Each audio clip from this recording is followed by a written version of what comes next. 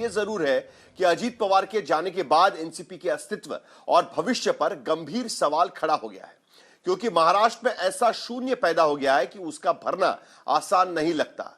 4 दशकों से जिस बारामती ने पवार परिवार से बाहर का कोई भी नेता नहीं चुना, उस बारामती से अजीत पवार का साया उठना, खास करके विधानसभा से, कि एक साथ परिवार और पार्टी और सरकार तीनों के लिए बेसहारा महसूस हो रहा है। सबसे ज्यादा बेसहारा तो वो नेता है और मंत्री महसूस कर रहे हैं जिनके साथ अजीत पवार ने एनसीपी को सत्ता में शामिल करके नई शुरुआत की थी और अपने चाचा शरद पवार से हटकर एक नई पारी शुरू की थी।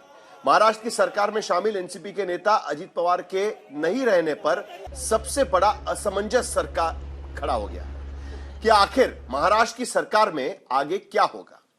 अजीत पवार की जगह डिप्टी चीफ मिनिस्टर कौन बनेगा, क्योंकि अब तक अजीत पवार पार्टी के अध्यक्ष होने के नाते महाराष्ट्र में डिप्टी चीफ मिनिस्टर भी बने हुए थे।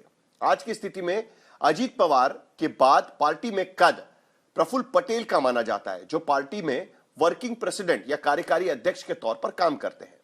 दूसरा सवाल यह भी उठता है कि एनसीपी में अजीत पवार की जगह अध्यक्ष कौन होगा।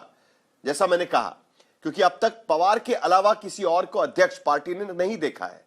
शरद पवार को अध्यक्ष पद से हटाकर एनसीपी की कमान अजीत पवार ने अपने हाथ में ली थी। उसके बाद से अदालत में भी उनका झगड़ा चल रहा है।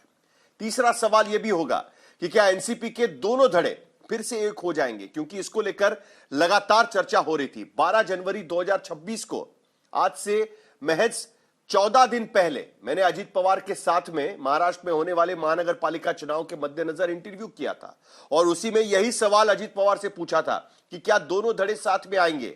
अजीत पवार ने सिर्फ इतना ही कहा था कि इस पर बातचीत हो रही है, कुछ नेता मुझे कह रहे हैं कि अब हमें साथ में आ जाना चाहिए, लेकिन आगे होने से पहले ही अजीत पवार इस दुनिया से चले गए। इन तीनों सवालों का जवाब आने वाले दिनों में दरअसल मिल पाएगा, क्योंकि खबर यह है कि बारामती के जिस जिला परिषद पंचायत समिति के चुनाव 5 फरवरी को होने हैं, उस जिला परिषद चुनाव में एनसीपी के दोनों धड़े एक साथ लड़ रहे हैं।